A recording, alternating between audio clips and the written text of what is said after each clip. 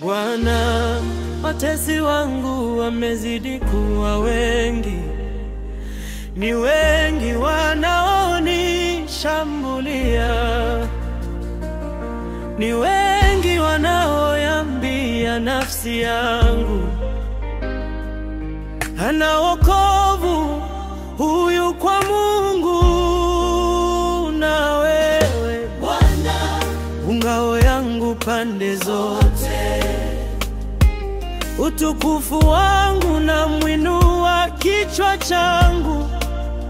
Kwa sauti yangu namwita Bwana, naye anitikia toka mlima wake mtakatifu. Nalijilaza nikalala usingizi, nikaamka kwa kuwa Bwana ananitegemeza. Sitayaogopa makumi elfu ya watu waliojipanga juu yangu pande